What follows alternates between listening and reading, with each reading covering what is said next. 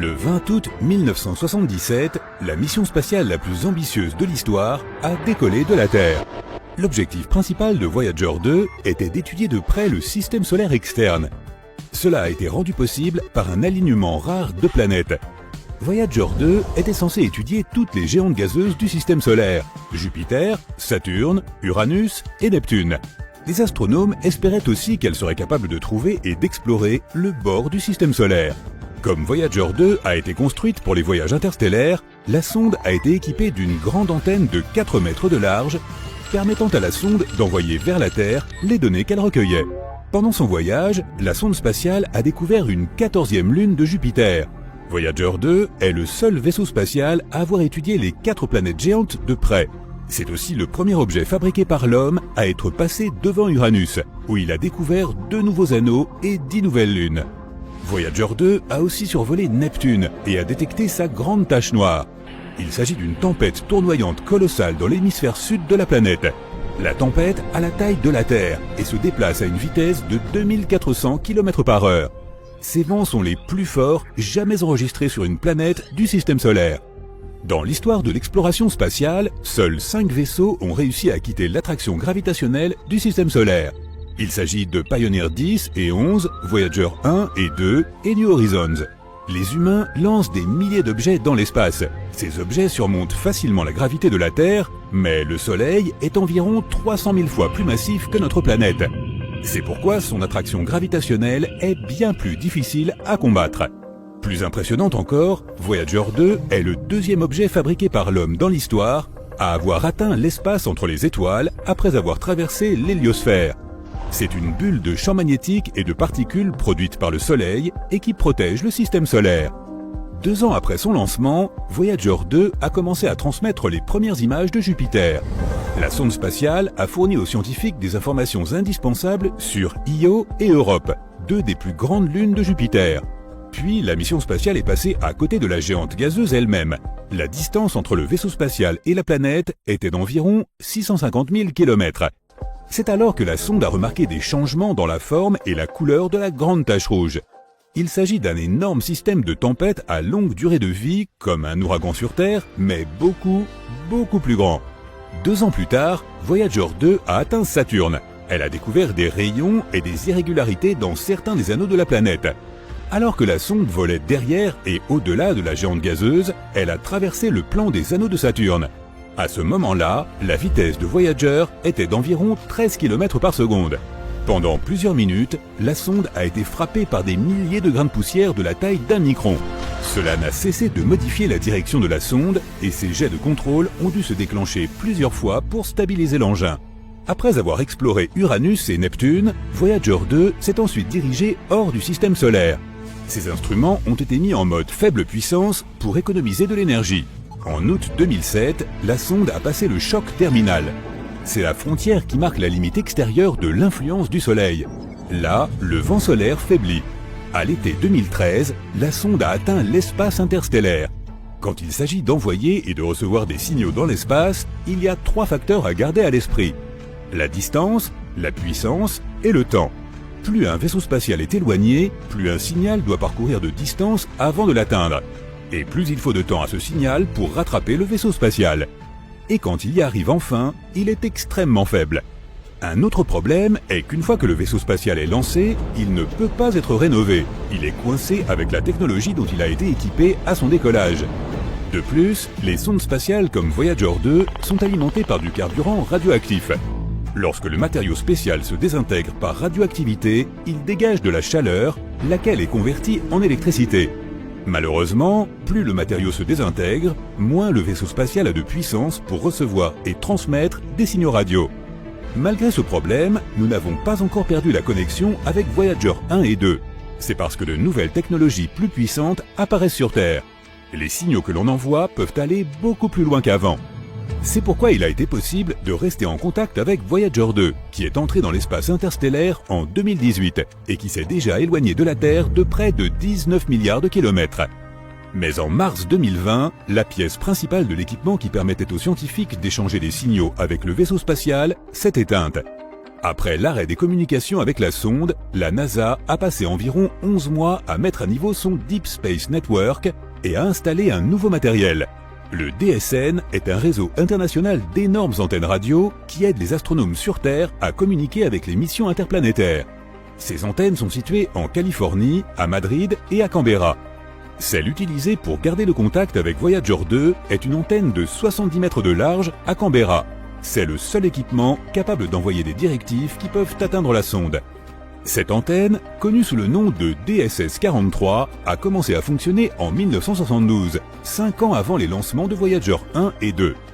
À l'époque, elle ne mesurait que 64 mètres de diamètre. Depuis, l'antenne a subi de nombreuses réparations et améliorations. Mais ces 11 mois ont été les plus longs pendant lesquels l'antenne aura été hors ligne. En octobre 2020, l'antenne était enfin prête pour un essai après toutes les remises à niveau et autres réparations. Les opérateurs de la mission ont envoyé une série de commandes à Voyager 2. Et après plusieurs mois de silence radio, la sonde a renvoyé le signal. La sonde a confirmé qu'elle avait entendu l'appel. Ensuite, le vaisseau spatial a exécuté les commandes. Pendant que l'antenne était hors ligne, les opérateurs de la mission pouvaient effectivement recevoir des données scientifiques et des nouvelles de l'état de Voyager 2. Les astronomes ont continué à recevoir des données de l'espace interstellaire, la région située à l'extérieur de l'héliosphère du Soleil. Mais ils ne pouvaient pas envoyer de commandes à la sonde, car elle était trop éloignée de la Terre. L'antenne améliorée a été équipée de 2 nouveaux émetteurs radio, et cela a été fait juste à temps. L'un des émetteurs, qui était utilisé pour communiquer avec Voyager 2, n'avait pas été remplacé depuis presque 50 ans. L'antenne a aussi reçu de nouveaux équipements de refroidissement et de chauffage, et d'autres éléments électroniques nécessaires pour supporter les émetteurs avancés. Une chose curieuse à propos du Deep Space Network est que ces antennes radio sont positionnées de manière très précise. Elles sont espacées de manière égale autour du globe. De cette façon, presque tous les vaisseaux spatiaux peuvent rester en contact avec au moins une installation à tout moment. Mais Voyager 2 est une exception. En 1989, elle a effectué un survol rapproché de Triton, la lune de Neptune. C'était la seule rencontre rapprochée que l'on ait eue avec la 8e planète du système solaire et sa lune. À propos, Triton est le plus grand objet connu qui serait né dans la ceinture de Kuiper. C'est un anneau en forme de beignet autour du Soleil, rempli d'objets glacés. Voyager 2 a découvert le système d'anneaux de Neptune et ses minuscules lunes intérieures. La sonde a aussi recueilli beaucoup d'informations étonnantes sur Triton. Par exemple, il est apparu clairement que la Lune était couverte de cryovolcans. Au lieu de cracher de la roche en fusion, ces volcans crachent de la glace composée d'eau, d'ammoniac et de méthane. Lorsque la sonde spatiale New Horizons est passée devant Pluton plus de 25 ans plus tard, elle a découvert le même phénomène sur la planète naine. Quoi qu'il en soit, pour faire ce détour, Voyager 2 a dû passer au-dessus du pôle nord de la géante de glace. Mais cela a modifié la trajectoire de la sonde, la faisant dévier vers le sud par rapport au plan des planètes. Depuis, Voyager 2 se déplace dans cette direction. Et maintenant, la sonde est si loin qu'elle est hors de portée des antennes radio de l'hémisphère nord, celles de Madrid et de Californie. Cela fait de DSS-43, qui se trouve dans l'hémisphère sud, la seule antenne suffisamment puissante et diffusant juste la bonne fréquence pour envoyer des commandes à Voyager 2. Voyager 1, la jumelle de la sonde, qui voyage plus vite, n'a quant à elle pas modifié sa trajectoire. Après être passé devant... Alerte aux ouragans! Tout le monde se cache! La vitesse du vent dehors est de plus de 120 km/h. Cela semble beaucoup, mais voici une tempête qui se déplace à 645 km/h. Attends, de telles vitesses sont possibles? Eh oui, mais pour assister à une tempête aussi puissante, tu devras te rendre jusqu'à Jupiter. Alors que le voyage commence. La planète est énorme, près de 1300 terres pourraient tenir à l'intérieur de cette géante. Elle est aussi incroyablement chaude, les températures atteignant environ 23 800 degrés Celsius au cœur de la planète. Malheureusement, tu ne peux pas atterrir à la surface de Jupiter, car étant une géante gazeuse, elle n'a pas de surface solide. Mais tu peux aller plus loin dans l'atmosphère de Jupiter. Regarde ces épais nuages bruns, jaunes, rouges et blancs qui glissent tout autour. Ce sont eux qui donnent à la planète son aspect coloré et un peu strié. Si tu continues à descendre vers le centre de la planète, tu verras son atmosphère, principalement composée d'hydrogène et d'hélium gazeux, se liquéfier. Cela se produit en raison de l'immense pression atmosphérique. Le noyau de la planète lui-même est un objet mystérieux. Les scientifiques n'ont toujours pas compris s'il s'agit d'une boule d'un épais liquide en fusion ou d'une roche solide dont la masse serait 14 à 18 fois supérieure à celle de la Terre. De toute façon, l'exploration de Jupiter n'est pas le but principal de ton voyage. Et non, tu t'es rendu ici pour voir la grande tache rouge. C'est une énorme tempête qui fait rage dans l'hémisphère sud de la géante gazeuse. Ses plus hautes strates s'élèvent à plus de 8 km au-dessus du sommet des nuages environnants. La tempête elle-même est 1,3 fois plus grande que notre planète. En 2017, la sonde spatiale Juno de la NASA a réussi à collecter de nombreuses données sur la tache rouge. Et il s'est avéré que cette tempête monstrueuse descendait à plus de 320 km dans l'atmosphère de la planète. C'est 30 à 100 fois plus profond que n'importe quel océan sur Terre. Mais ces mesures sont probablement imprécises, et les véritables racines de la tempête pourraient être encore plus étendues. La grande tache rouge est plus froide que le reste de l'atmosphère. Et n'oublie pas que les températures de Jupiter sont de moins 148 degrés Celsius au sommet des nuages. En revanche, plus on se rapproche du noyau, plus il fait chaud. Mystérieusement, les températures les plus élevées jamais enregistrées sur la géante gazeuse se sont produites dans l'atmosphère juste au-dessus de la grande tache rouge. Là, la chaleur a atteint 1300 degrés Celsius. Cette température est plus élevée que celle de la lave sur notre planète.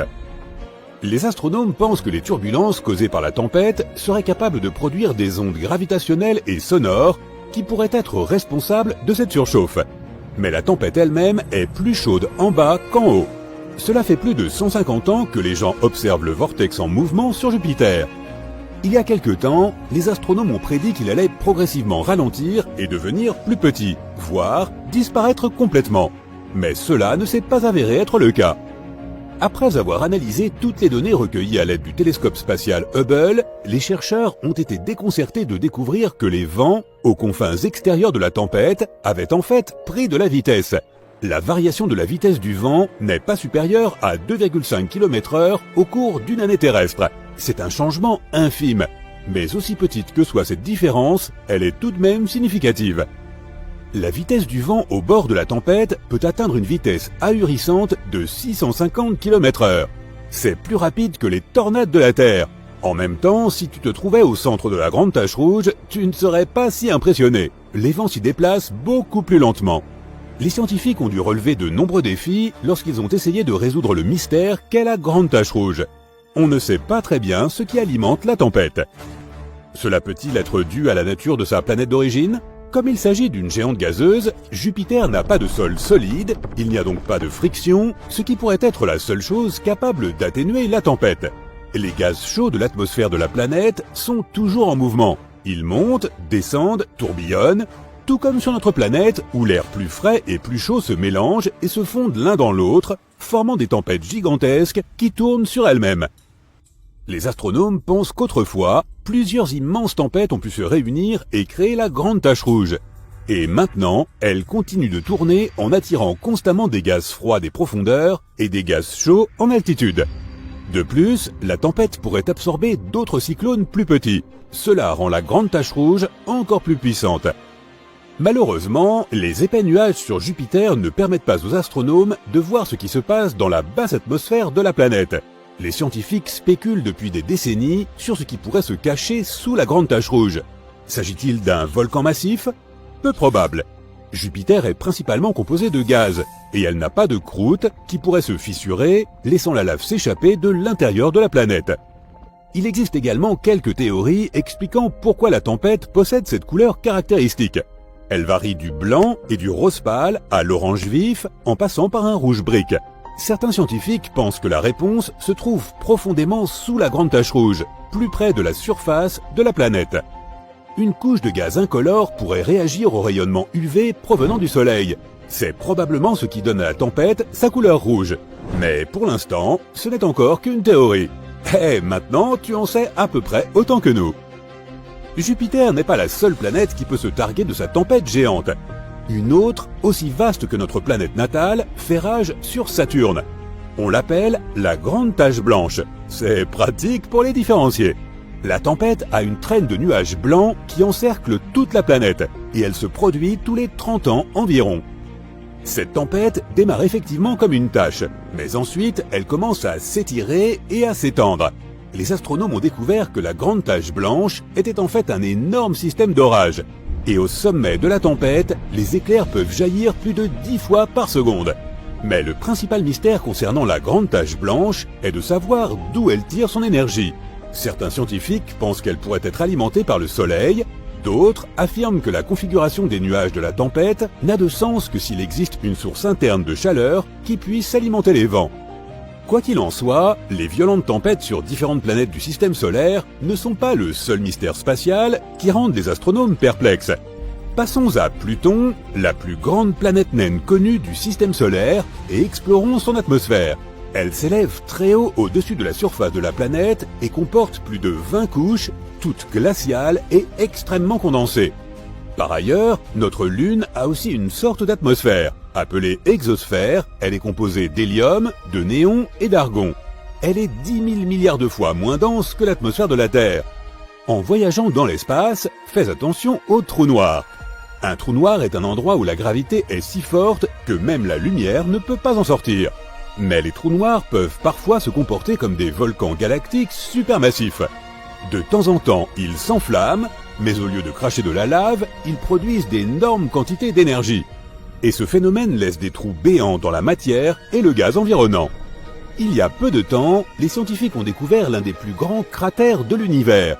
Les radiotélescopes et autres télescopes à rayons X ont détecté un trou noir supermassif qui a piqué une crise il y a de très nombreuses années. Cela s'est produit dans un amas de galaxies situé à environ 390 millions d'années-lumière de la Terre. Le cratère que cet événement a laissé derrière lui pourrait contenir 15 galaxies semblables à la Voie lactée. Oui, même moi ça me dépasse un peu.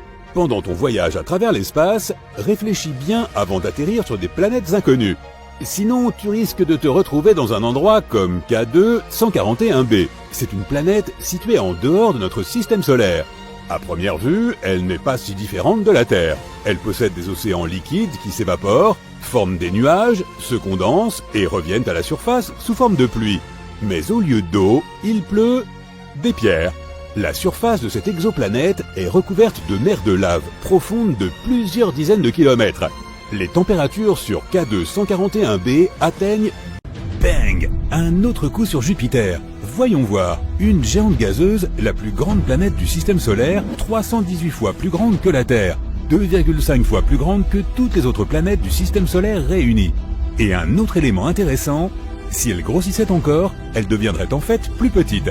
Avec plus de masse, la planète serait plus dense, ce qui la conduirait à se ramasser sur elle-même. Les scientifiques affirment que Jupiter pourrait avoir une masse 4 fois plus importante tout en gardant la même taille. Il lui faut 10 heures pour faire une rotation complète sur son axe. C'est la planète qui tourne le plus vite dans notre système solaire. Et elle se fait heurter par de nombreux objets spatiaux en permanence. Ce phénomène a été découvert par des astronomes amateurs qui observaient Jupiter et ont vu un flash inhabituel à la surface de la planète. Les impacts provoquent des flashs comme celui-ci, et pour une raison quelconque, Jupiter subit plus d'impacts que les autres planètes. En 1994, les astronomes ont découvert Shoemaker-Levy 9, une comète qui s'est brisée et est entrée en collision avec la géante gazeuse. La comète d'origine avait à peu près la taille de l'astéroïde qui a anéanti les dinosaures, mais elle s'est brisée en plus de 20 fragments qui ont assombri la surface de la planète, et ce pendant des mois. 15 ans plus tard, en 2009, les astronomes ont vu une tache noire sur Jupiter de la taille de la Terre. C'était le résultat d'un astéroïde d'un diamètre de 200 à 500 mètres. Le plus gros astéroïde enregistré sur Terre a frappé la région de Tunguska en Russie en 1908. Cela a provoqué une explosion massive, même si personne n'a jamais trouvé de cratère. Alors pourquoi Jupiter est-elle la cible de tant d'objets spatiaux? Les astéroïdes et les comètes qui passent près de la Terre et de Jupiter vont presque à la même vitesse. La densité numérique des objets spatiaux qui peuvent interagir est presque la même aussi. Mais la section transversale de ce qu'ils risquent de heurter est très différente. Jupiter a un diamètre 11 fois supérieur à celui de notre planète, ce qui signifie que sa section transversale est environ 125 fois supérieure. Plus une planète est massive, plus son attraction gravitationnelle est forte. Elle attire donc certains objets spatiaux à la dérive. Notre champ gravitationnel est plus faible que celui de Jupiter. Si un objet passe près de nous à une vitesse de 36 000 km ou moins, notre gravitation l'attirera. Or, les astéroïdes et les comètes se déplacent généralement à des vitesses bien plus importantes. Jupiter attire la plupart des comètes et des astéroïdes qui passent à proximité. Si notre planète était frappée par de tels objets aussi fréquemment que Jupiter, nous connaîtrions des extinctions comme celles des dinosaures des milliers de fois plus souvent. En 2020, les scientifiques ont découvert qu'il y avait un astéroïde inhabituel dans l'orbite de Vénus, le premier à s'y trouver. De la taille d'une petite montagne et riche en minéraux que nous pouvons trouver dans les profondeurs rocheuses de la Terre. Ils pensent même que cela pourrait être le signe d'un ensemble plus important d'astéroïdes, créés lors de la formation de notre système solaire. Ce n'est pas le seul mystère entourant Vénus. La planète a des vents d'une violence folle qui poussent les nuages et les tempêtes autour de la planète à des vitesses supérieures à 354 km/h. C'est 60 fois plus rapide que la rotation de Vénus elle-même.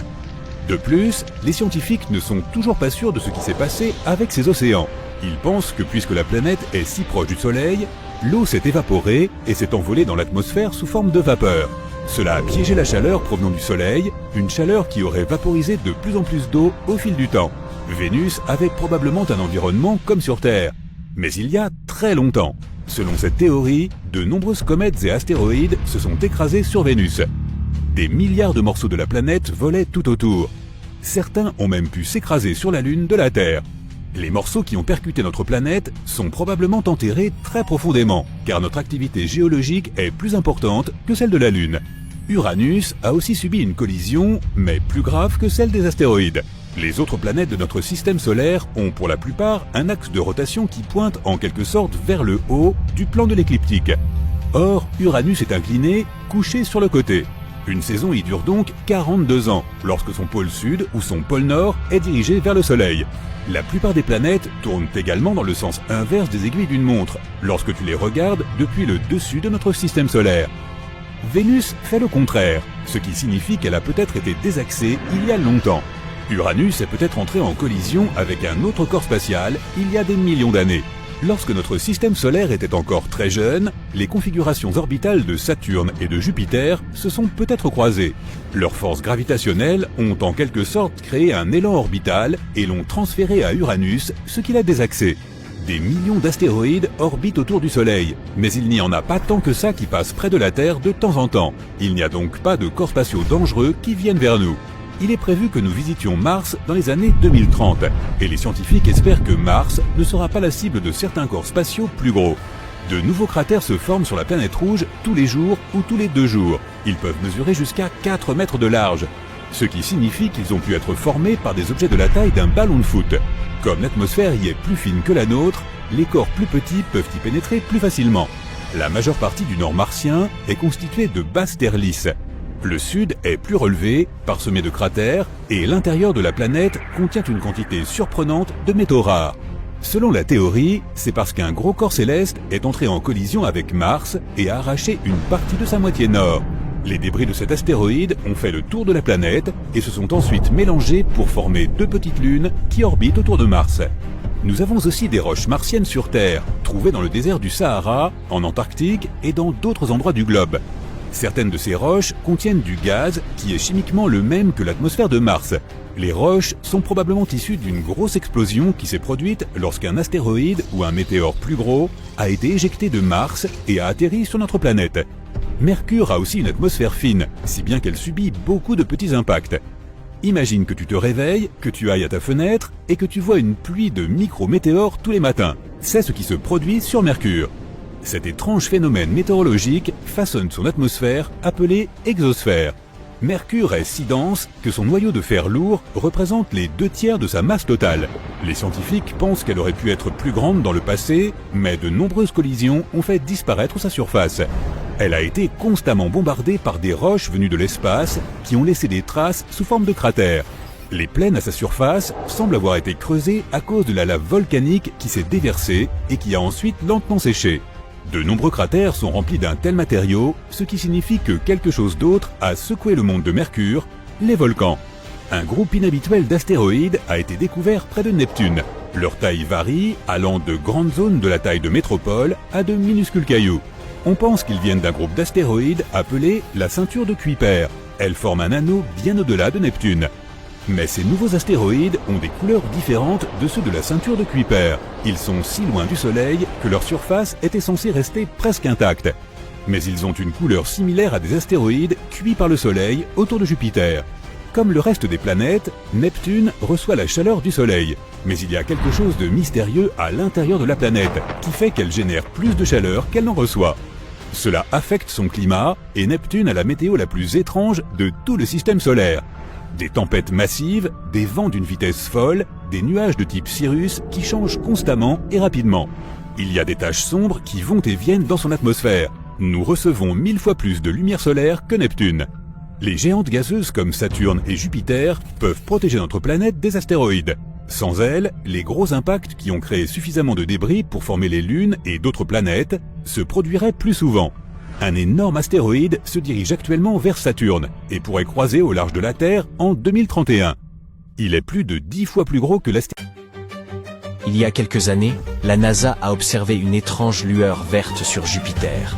Elle filait rapidement et a failli passer inaperçue. Serait-ce la preuve que la géante gazeuse cache des phénomènes que nous ignorons depuis des décennies? Et si tel est le cas, quelles pourraient en être les implications pour nous, sur Terre?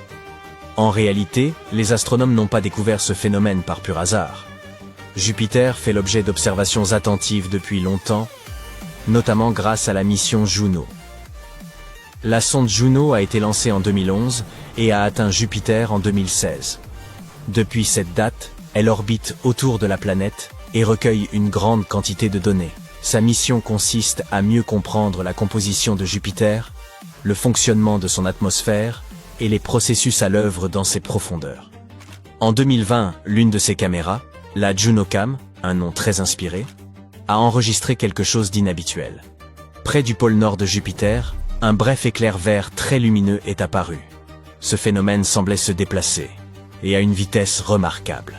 Or, capter des objets rapides dans l'espace est particulièrement ardu, ce qui explique la surprise de nombreux chercheurs face à cette image.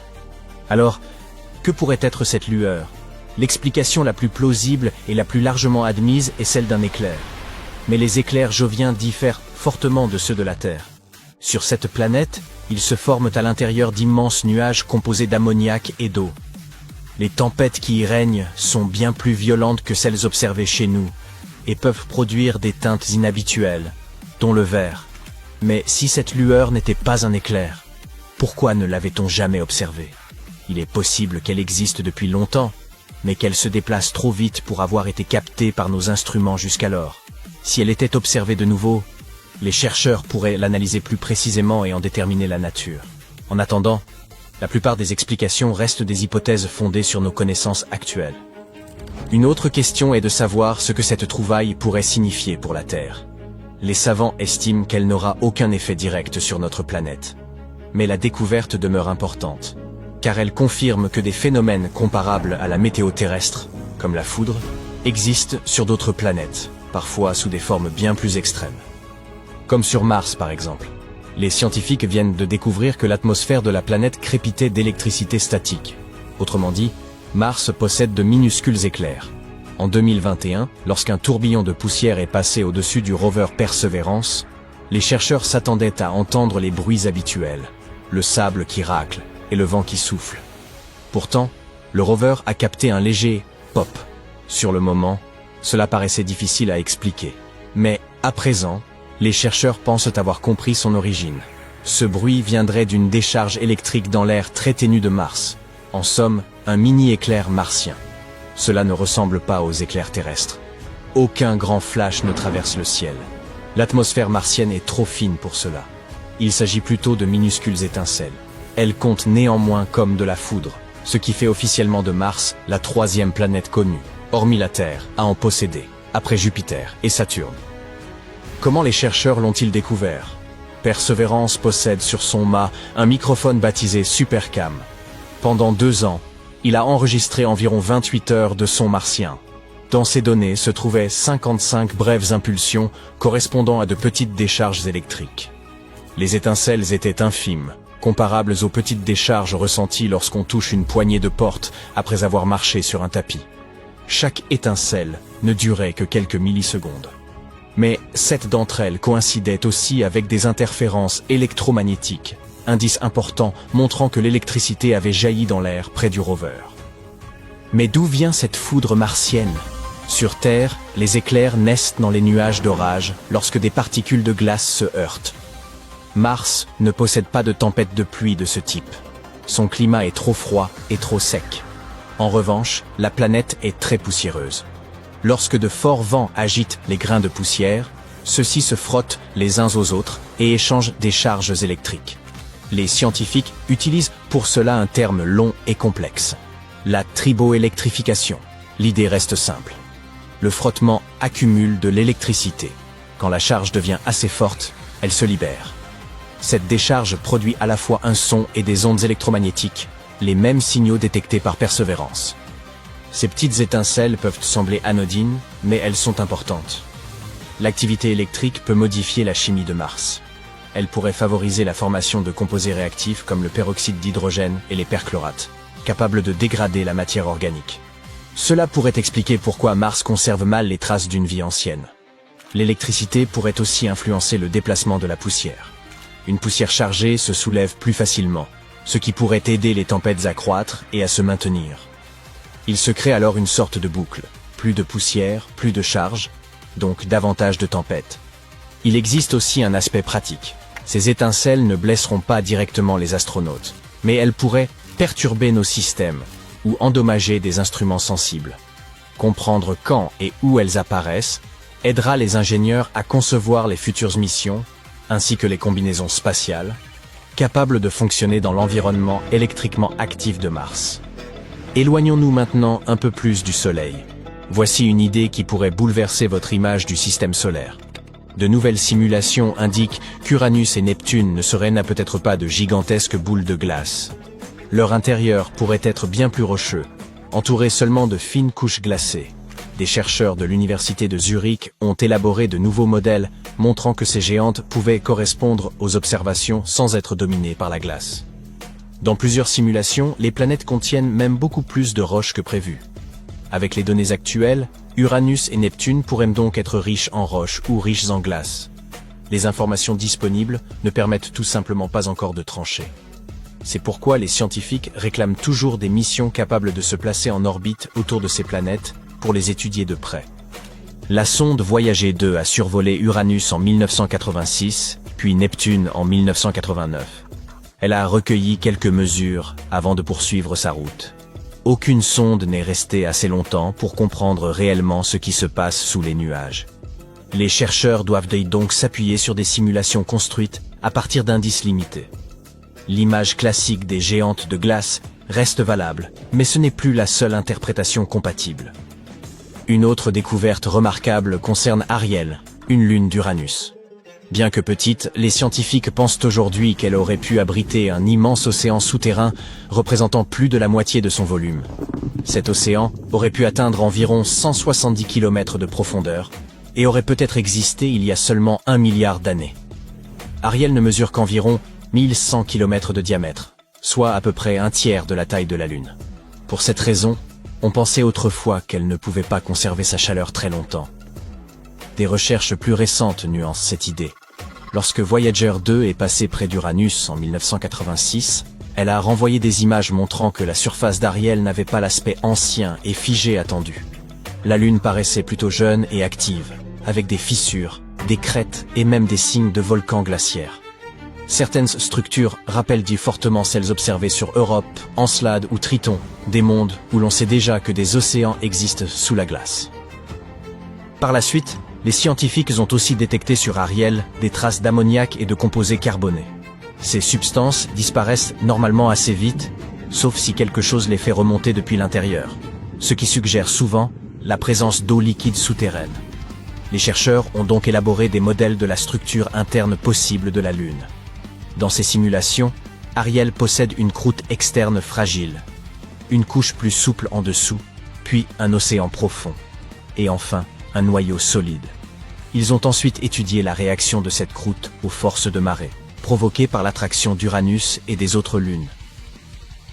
Les calculs montrent que si la croûte faisait moins de 30 km d'épaisseur, elle pourrait se fissurer sous une forte contrainte de marée. Une telle contrainte aurait pu provenir d'une interaction avec la lune Miranda, il y a environ 1 à 2 milliards d'années. Cette interaction aurait légèrement modifié l'orbite d'Ariel et exercé une tension suffisante pour fracturer sa croûte. Quoi qu'il en soit, il est trop tôt pour affirmer qu'Ariel possède aujourd'hui un vaste océan. Elle est si petite qu'elle perd facilement sa chaleur. Et si de l'eau liquide y subsiste, il doit y en avoir très peu. Ce ne serait probablement pas l'endroit idéal où rechercher la vie.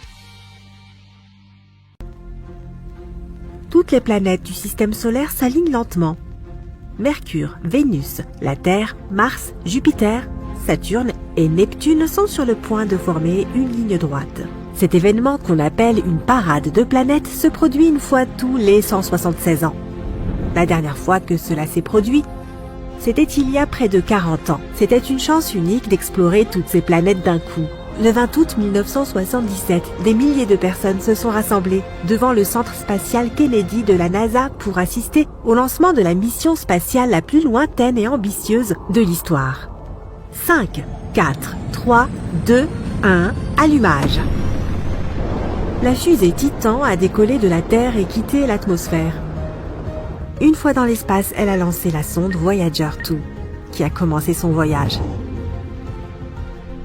Cette sonde mesurait environ 50 cm de haut pour 1,80 m de long et était équipée d'une antenne parabolique de 3,70 m de diamètre. La plupart des équipements scientifiques étaient montés sur une perche qui s'étendait à 2,50 m vers l'extérieur. Le 5 septembre 1977, Voyager 1, une sonde identique, a quitté notre planète. Elle nous a envoyé des photos de la Terre et de la Lune. Elle a rapidement dépassé Voyager 2, lancée 2 semaines plus tôt. C'est pourquoi la deuxième sonde portait le numéro 1. Et c'est ainsi qu'a commencé son voyage dans le néant. Le 5 mars 1979, à environ 4 fois la distance entre la Terre et le Soleil, Voyager 1 s'est approchée de Jupiter, prête à l'analyser à l'aide d'une douzaine de gadgets, dont un système de caméras comprenant différents objectifs. Elle pouvait ainsi prendre des photos de la planète avec la caméra grand angle ainsi que des gros plans de certains endroits spécifiques de la géante gazeuse et de ses satellites. La sonde disposait également d'un équipement capable de déterminer la composition atmosphérique, le poids et les champs gravitationnels des planètes qu'elle rencontrait. Des spectromètres à infrarouge et ultraviolet pouvaient mesurer les radiations et températures invisibles à l'œil humain. Divers capteurs analysaient les rayons cosmiques. Voyager 1 a ainsi découvert des volcans en dehors de la Terre. Il se trouvait sur le satellite de Jupiter, Io, qui possède des dizaines de volcans actifs, crachant constamment de la lave. Puis la sonde a pointé ses caméras sur la grande tache rouge. On a ainsi appris qu'il s'agissait d'une tempête géante ressemblant à un cyclone qui ne s'est jamais arrêté depuis le début des observations de Jupiter. C'est aussi la première fois que des éclairs étaient détectés en dehors de notre planète. Voyager 1 a aussi remarqué que Io agissait comme un générateur électrique pour Jupiter. Des ions, qui sont des particules chargées, volaient constamment vers la géante gazeuse, formant un courant électrique de 5 millions d'ampères. Voyager 1 continua ensuite son voyage. 5 mois plus tard, Voyager 2 s'est aussi approché de Jupiter. Cette planète a des anneaux autour d'elle, mais différents de ceux de Saturne. Quand les satellites rocheux de Jupiter sont entrés en collision, ils ont formé de petits débris qui se sont progressivement transformés en fine poussière. Puis Voyager 2 s'est approché d'Europe. Cette lune est recouverte d'une croûte de glace protégeant un océan liquide qui pourrait héberger la vie. Voyager 2 a été la première à photographier les fissures dans cette croûte de glace. En volant près de Io, Voyager 2 a découvert que 6 volcans de sa surface étaient encore en éruption. Cela signifie que les périodes d'activité de ces volcans pouvaient durer plusieurs mois. Les 2 sondes spatiales ont fait plusieurs fois le tour de Jupiter, puis elles se sont enfoncées plus loin dans l'espace. Une telle manœuvre gravitationnelle leur permettait de gagner en vitesse et d'économiser du carburant. Le 9 novembre 1980, Voyager 1 avait déjà parcouru 8 fois la distance Terre-Soleil. Elle arriva vers Saturne et découvrit 3 nouveaux satellites de la géante gazeuse, Atlas, Prométhée et Pandore. Cela prouva la théorie selon laquelle ces satellites étaient des lunes maintenant les anneaux de Saturne alignés. Il s'est aussi avéré que, contrairement à Jupiter, ces anneaux contenaient aussi de la glace. Voyager 1 a observé Titan, le plus grand satellite de Saturne. Il est 50% plus grand que notre Lune et a même une atmosphère. C'est le seul endroit du système solaire à part la Terre où la présence d'eau liquide ait été prouvée. C'est pourquoi les scientifiques ne nient pas la possibilité de vie là-bas. Voyager 1 a ensuite quitté l'orbite de Saturne, mais en prenant cette fois de la hauteur par rapport à l'alignement des planètes. Presque un an plus tard, Voyager 2 est arrivé et a survolé plusieurs satellites glacés de Saturne. On pense qu'il y a longtemps, ces lunes sont entrées en collision et ont projeté d'énormes morceaux de glace et de roches dans l'espace. En orbitant autour de Saturne, ces débris se sont lentement transformés en poussière composée de glace et de roches, donnant ainsi naissance aux fameux anneaux de Saturne. Voyager 2 est ensuite parti vers sa prochaine cible, située à 17 fois la distance Terre-Soleil, où elle arriva 5 ans plus tard. Pour la toute première fois, un objet fabriqué par l'homme s'approcha d'Uranus. Voyager 2 y a découvert 11 nouvelles lunes. Elle a aussi découvert qu'Uranus était la planète la plus froide du système solaire. Sa température est de moins 213 degrés Celsius. C'est 4 fois plus froid que la température du pôle Sud. À ce moment, la Deep Space Network était testée pour la première fois sur Terre. Il s'agit d'un réseau de radiotélescopes répartis sur toute la planète qui vise certains points du ciel pour établir une communication avec des objets extrêmement éloignés. Ces télescopes ont reçu avec succès les signaux de Voyager 1 et Voyager 2. Le 25 août 1989, Voyager 2 avait déjà parcouru 23 fois la distance Terre-Soleil pour arriver à Neptune. C'était la première fois que l'on recevait des images de cette planète bleue d'aussi près. La sonde y a découvert 6 nouvelles lunes et a également pris les premières photos des anneaux de Neptune.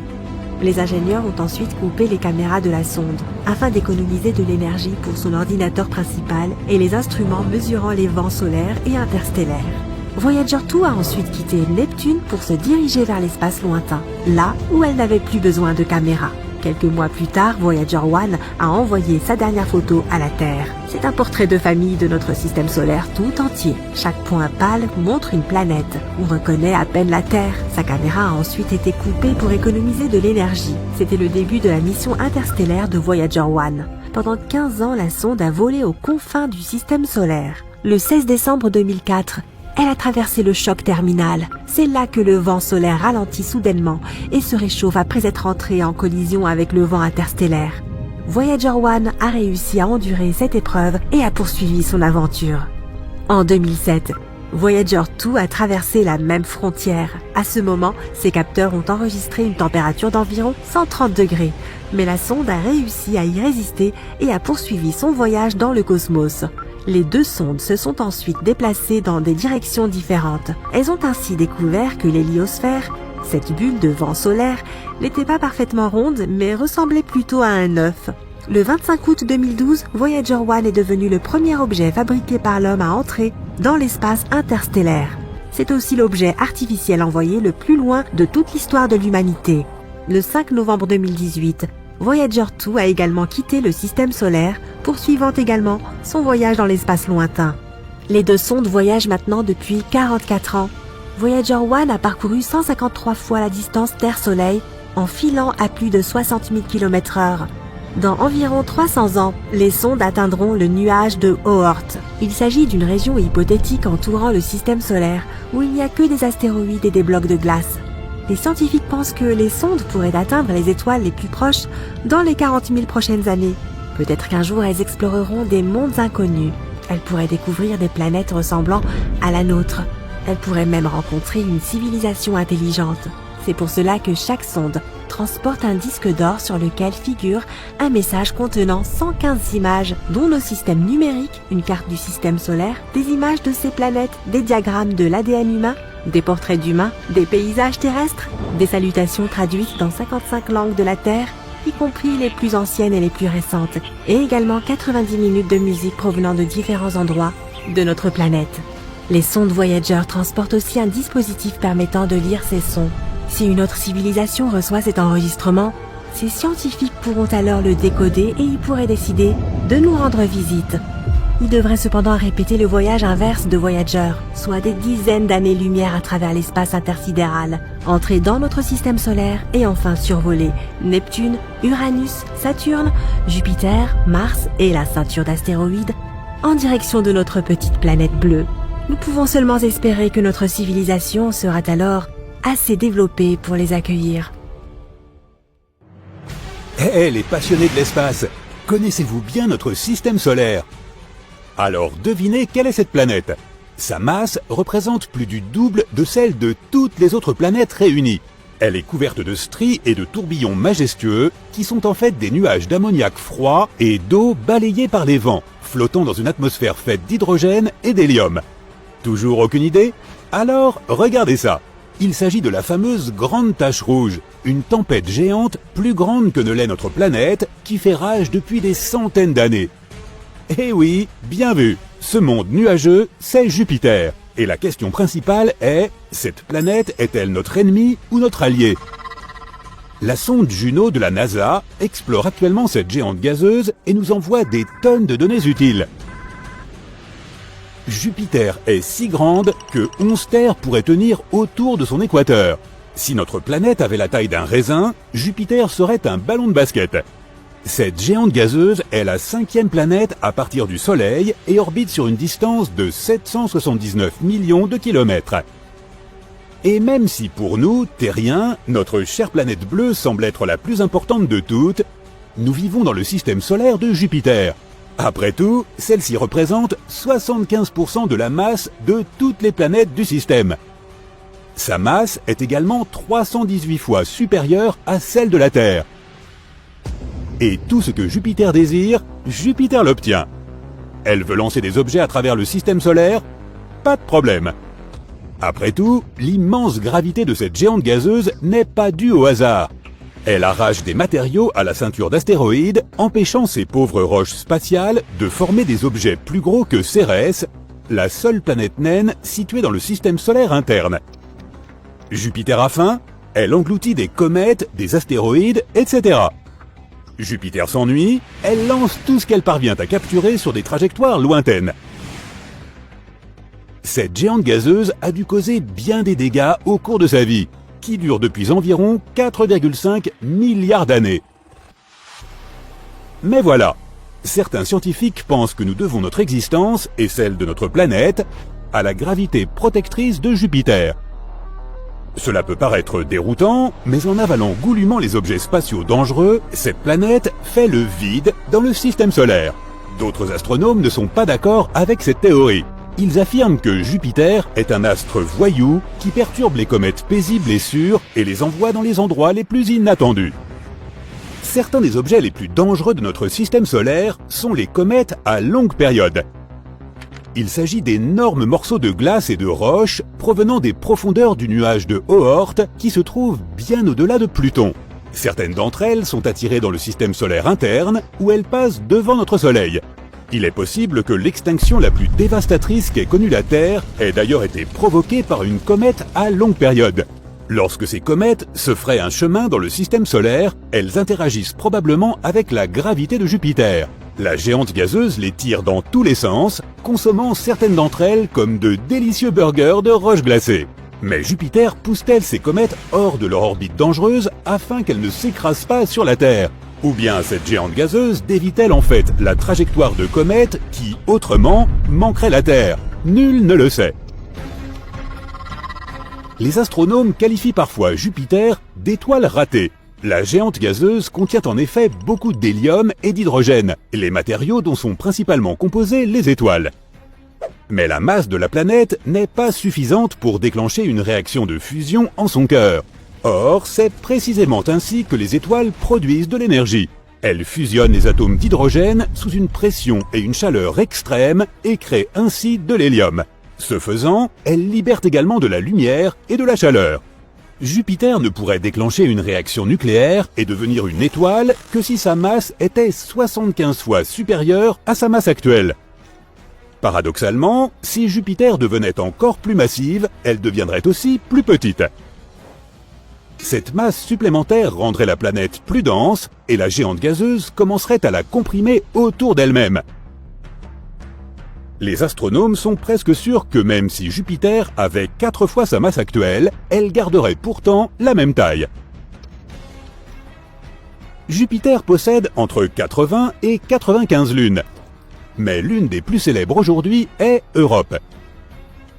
Imagine un monde immobile et gelé, et il est ancien, environ 4,5 milliards d'années. Europe est à peine réchauffée par les rayons du soleil et recouverte d'une épaisse couche de glace. Ce satellite est plus petit que notre Lune, mais un peu plus grand que Pluton. Voici à quoi ressemble Europe, le 6e satellite de Jupiter et l'une des plus grosses lunes du système solaire. Et ce qu'il y a de plus incroyable à propos de cet endroit lointain, il pourrait abriter la vie. Les astronomes considèrent Europe comme l'un des endroits les plus prometteurs du système solaire en vue de la recherche de nouvelles formes de vie. En effet, cette lune possède un immense océan d'eau salée, d'une profondeur de 65 à 160 km. Certes, il est caché sous une couche de glace dont l'épaisseur est, pour sa part, estimée entre 16 et 32 km. Mais la Lune demeure potentiellement habitable. Les astronomes affirment que des panaches d'eau jaillissent des fissures de cette couche de glace et propulsent le contenu de l'océan lunaire dans l'espace. Depuis longtemps, les scientifiques s'interrogent sur les aurores à rayons X de Jupiter. Quelle en est la cause? Il semblerait que ce mystère vieux de 40 ans ait été résolu. Ces époustouflantes aurores à rayons X sont déclenchées par des particules chargées électriquement que nous appelons des ions. Ces particules s'entrechoquent dans l'atmosphère de la géante gazeuse et voici le résultat. Mais les astronomes étaient incapables de comprendre comment ces ions parvenaient dans l'atmosphère. Récemment, ils ont constaté que ceux-ci surfaient sur le champ magnétique de Jupiter jusqu'à atteindre l'atmosphère de la planète. Les astronomes ont obtenu ces données grâce à la sonde Juno et au télescope XMM Newton de l'Agence spatiale européenne, lui-même situé en orbite terrestre. Sur notre planète, les aurores ne sont visibles que dans une ceinture entourant les pôles magnétiques, entre 65 et 80 degrés de latitude. Au-delà de 80 degrés, les aurores disparaissent généralement. Mais les aurores à rayons X de Jupiter sont beaucoup plus irrégulières. Elles pulsent régulièrement en direction des pôles depuis la ceinture principale et sont parfois différentes aux pôles nord et sud. Les scientifiques ont découvert que ces pulsations étaient dues aux fluctuations du champ magnétique de Jupiter. En effet, lorsque la planète tourne, elle entraîne derrière elle son champ magnétique. Frappés par les particules du vent solaire, ils s'en trouvent comprimés. Les particules piégées dans le champ magnétique de Jupiter s'échauffent et se déplacent le long des lignes du champ magnétique, produisant ainsi de magnifiques aurores. Une autre caractéristique de Jupiter est sa grande tache rouge, une énorme tempête qui fait rage dans l'hémisphère sud de la géante gazeuse. Ses strates supérieures s'élèvent à plus de 8 km au-dessus des nuages environnants. La tempête est plus de 2 fois plus vaste que ne l'est notre planète. Sur les bords de la tempête, la vitesse du vent atteint entre 430 et 670 km/h. C'est plus rapide que les tornades terrestres. Les gaz chauds de l'atmosphère de la planète sont perpétuellement en mouvement.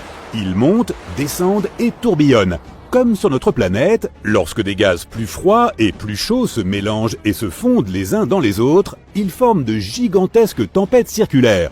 Les astronomes pensent qu'à un moment donné, plusieurs immenses tempêtes ont pu se réunir, créant ainsi la grande tache rouge. Aujourd'hui, elle continue de faire rage en aspirant constamment des gaz froids par le bas et des gaz chauds par le haut.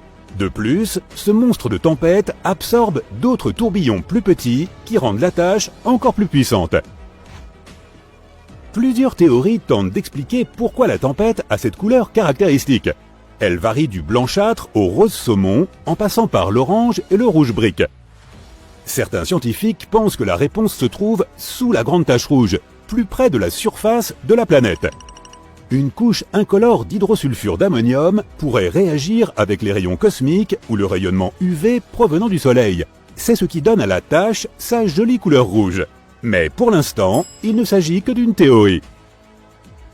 Les astronomes observent la grande tache rouge depuis les années 1830. Et la première fois que la tempête a été repérée, en 1665, on l'a décrite comme une tache permanente. En d'autres termes, la tempête dure au moins depuis 400 ans. Étrangement, sa taille a diminué depuis le début du XXIe siècle. En 2019, elle a commencé à s'éparpiller sur les bords, de petits morceaux s'en détachant pour disparaître au loin. Si ce processus se poursuit, la grande tache rouge pourrait prendre une forme circulaire d'ici 2040. Ou bien, elle disparaîtra tout simplement. Les scientifiques ne cessent de découvrir de nouvelles planètes qu'ils appellent des super-terres. Il s'agit d'une classe de planètes à la fois plus massive que la Terre, mais aussi bien plus légère que les géantes de glace, comme Uranus et Neptune. Les super-terres peuvent être faites de roches, de gaz ou d'une combinaison de ces deux éléments. Elles sont souvent 2 fois et même jusqu'à 10 fois plus grosses que la Terre. Elles sont intéressantes à étudier, mais un peu trop éloignées de nous. Elles sont assez courantes en dehors de notre système solaire, de la même façon que d'autres planètes remarquables, comme les mini-Neptunes. Celles-ci peuvent être des naines gazeuses, des géantes de glace, ou bien d'énormes corps rocheux. Il est vrai que nous n'avons rien de tout cela dans notre système planétaire. Mais il y a une chose que nous avons que les autres n'ont pas, Jupiter. C'est l'objet le plus grand et le plus lourd en orbite autour de notre Soleil. Cette reine des planètes possède une force puissante qui domine notre système solaire. Jupiter est connu pour manger des planètes. Une protoplanète l'a percutée il y a environ 4,5 milliards d'années, quand Jupiter était encore une jeune planète à ses débuts. Cette protoplanète était 10 fois plus massive que la Terre et était composée de glace et de roches. La collision a été colossale. Le noyau de Jupiter s'est brisé, puis l'hélium et l'hydrogène se sont mélangés à des matériaux plus compacts. Avec le temps, les matériaux lourds se sont redéposés dans le noyau dense pour donner ce que nous connaissons aujourd'hui. Et si elle a déjà avalé une planète, elle pourrait tout à fait recommencer.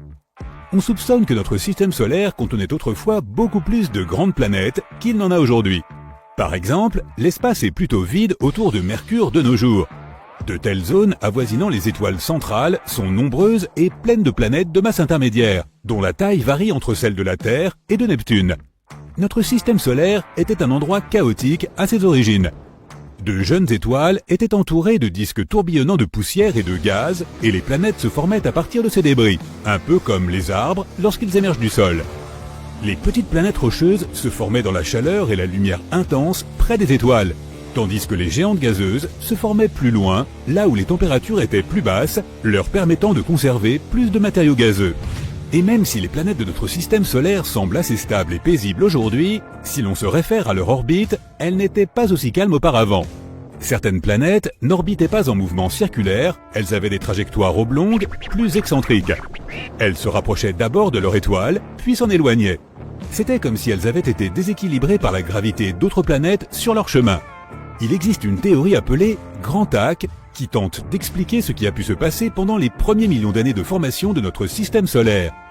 À un moment donné, Jupiter, l'une des protagonistes clés, a peut-être été attirée plus près par notre étoile centrale. Après cela, elle est repartie en emportant avec elle un énorme nuage de débris. Cela a pu ressembler à un voilier virant de bord autour d'une bouée, perturbant d'une certaine façon les planètes en train de se former aux alentours. Après la formation complète de Saturne, nos proches voisins du système solaire se sont quelque peu éparpillés. Mais si l'hypothèse du Grand Arc est avérée, Jupiter s'est mis à capturer tout ce qui se trouvait sur son chemin, et ces migrations ont provoqué davantage de collisions dans les parages. Cela expliquerait pourquoi certains astres se sont pulvérisés et dévorés mutuellement. Jupiter a peut-être fourni une partie de l'eau qui compose aujourd'hui nos océans. Elle est aussi escortée de nombreux astéroïdes qu'elle expédie parfois dans l'espace interstellaire ou parmi les planètes de notre système solaire. Elle a même possiblement contribué à l'extinction des dinosaures il y a 66 millions d'années, lorsque l'énorme roche spatiale a frappé la Terre, laissant derrière elle un cratère au large de la péninsule du Yucatan, au Mexique. L'impact a également provoqué des tremblements de terre, des éruptions volcaniques et des tsunamis avec d'énormes conséquences pour la vie de la faune et de la flore terrestre. Personne ne connaît sa provenance. On ne sait même pas s'il s'agissait d'un astéroïde ou bien d'une comète. Une théorie indique que ce pourrait être une comète provenant du nuage d'Oort, composé de débris glacés et située quelque part à la périphérie de notre système solaire. Elle aurait pu être déviée de sa trajectoire par Jupiter et sa puissante force gravitationnelle.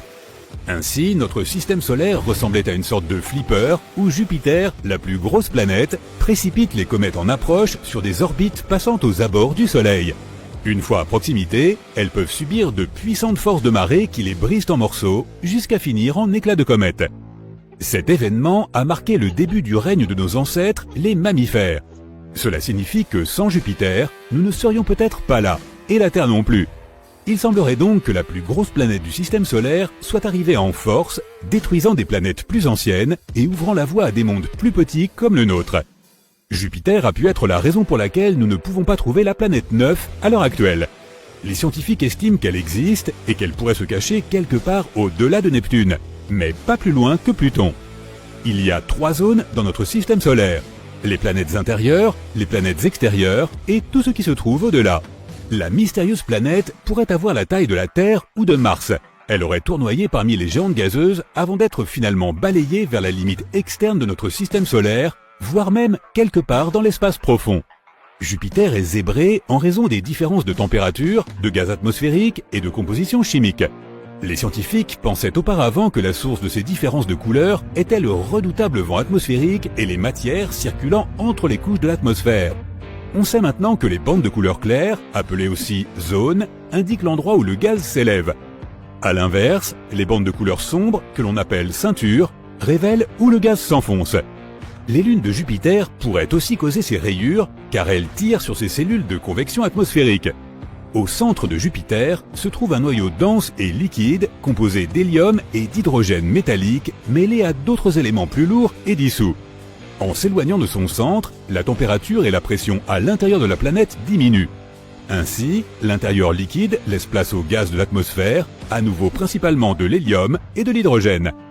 Personne ne sait à quelle profondeur se trouve cette frontière liquide-gazeuse, mais la planète est probablement entièrement liquide à quelques milliers de kilomètres sous ses sommets de nuages. Jupiter serait encore plus grande que d'autres géantes comme Saturne si l'on pouvait lui retirer ses gaz. On qualifie parfois Jupiter d'étoile ratée, alors que ce n'est pas tout à fait ça. Elle est principalement composée d'hydrogène comme les étoiles, mais elle n'est pas encore assez massive pour déclencher des réactions thermonucléaires dans son noyau, ce qui à terme achèverait de la transformer en véritable étoile. En théorie, tout objet peut devenir une étoile si on y ajoute assez de matière. Avec une masse suffisante, la température et la pression interne augmenteront jusqu'à déclencher des réactions thermonucléaires. Pour transformer Jupiter en une étoile comme le Soleil, il faudrait la rendre 1000 fois plus massive. Mais pour former une naine rouge qui est plus froide, il nous faudrait augmenter sa masse de 80 fois seulement. Ainsi, Jupiter ne deviendra pas spontanément une nouvelle étoile de notre système solaire, mais si de nombreux objets spatiaux de masse similaire entrent en collision avec elle, ou en d'autres termes, si Jupiter les mange, on ne sait jamais. Mais en théorie, si elle pouvait devenir une étoile massive, elle aurait empêché d'autres planètes de se former sur des orbites stables. Elle aurait aussi augmenté la quantité de radiation qu'elles reçoivent, rendant alors très difficile le développement de la vie dans notre système solaire. Jupiter est la planète qui tourne le plus vite dans notre système solaire. Il ne lui faut que 10 heures pour faire une rotation complète sur son axe, malgré sa taille immense, plus de 300 fois celle de la Terre. Elle est aussi 2,5 fois plus massive que toutes les autres planètes de notre système solaire réunies. Mais si elle venait à prendre encore plus de masse, elle rétrécirait. De la masse supplémentaire